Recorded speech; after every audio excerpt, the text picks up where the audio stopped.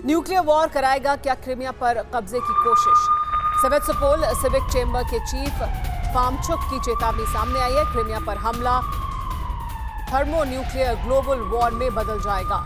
Crimea bridge पर हमले का अंजाम कीव को याद रखना चाहिए। थर्मोन्यूक्लियर वॉर हुआ तो उसका जिम्मेदार सिर्फ अमेरिका होगा।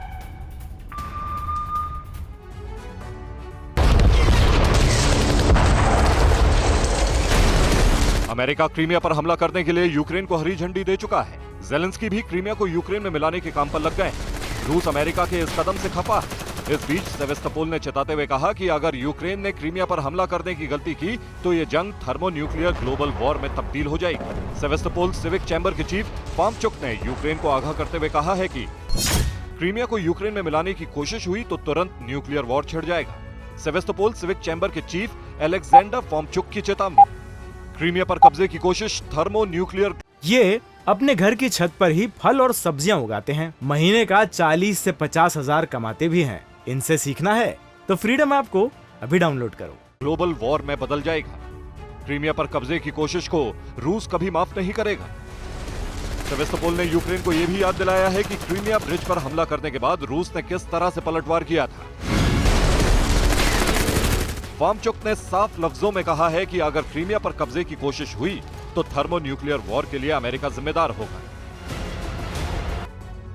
और इधर रूस यूक्रेन युद्ध का निर्णायक फैक्टर होगा क्रीमिया की लड़ाई।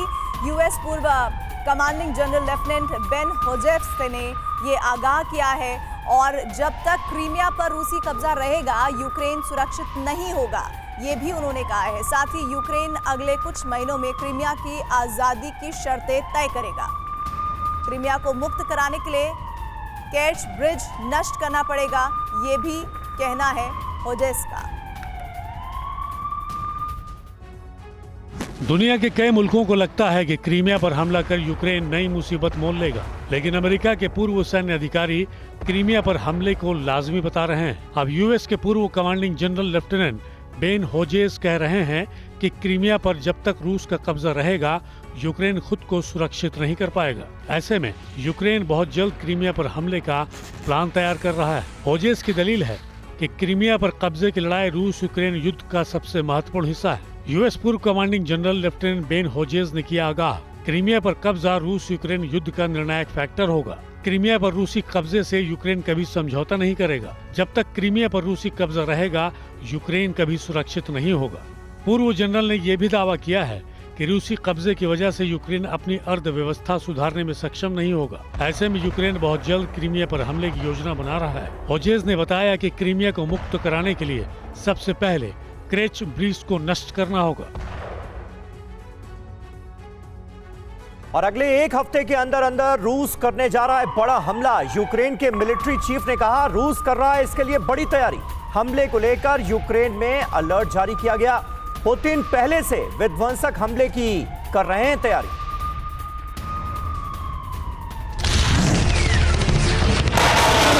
अगले एक हफ्ते में यूक्रेन के एक एक जर्रे को दहलाया जाएगा। यूक्रेन के शहरों में बारूद बरसाया जाएगा। इस खबर के बाद पूरा यूक्रेन हाई अलर्ट पर है। यूक्रेन के मिलिट्री चीफ ने आगाह किया है कि रूस यूक्रेन पर बड़ा हमला करने का प्लान बना रहा है। यूक्रेन के मिलिट्री चीफ ने कहा है कि यूक्रेन में अभी विध्वंसक जंग होनी बाकी है और ये जंग अगले एक महीने तक बेहद विध्वंसक और बारूदी होने वाली है। ये एक महीना यूक्रेन की जंग की दिशा तय करेगा। इस खबर के बीच मिलिट्री चीफ ने पश्चिम से एक बार फिर हथियार देने की अपील की है। यूक्रेन ने ब्रिटेन से फाइटर जेट की मांग कर दी है। ओलेक्सी दानिलोव ने इशारों में बताया है कि पुतिन एक बार फिर उत्तरी, दक्षिणी और पूर्वी यूक्रेन पर जोरदार हमला करेंगे। पुतिन ने 24 फरवरी 2022 में भी यूक्रेन के इन्हीं हिस्सों पर सबसे पहले हमला किया था। पुतिन यूक्रेन पर हमले की सालगिरह बनाने की तैयारी में है। दानिलोव ने कहा कि तस्वीर बिल्कुल क्लियर है और रूस बड़े हमले के लिए तैयार है। तैयारी यूक्रेन ने भी कर रखी है और अंदर खाने खबर है कि दोनों देश अगले हफ्ते तक एक बड़ी जंग में कूदने वाले हैं। ये अपने घर की छत पर ही फल और सब्जियां उगाते हैं। महीने का 40 से 50 हजार कमाते भी हैं। इनसे सीखना है तो फ्रीडम ऐप को अभी डाउनलोड करो।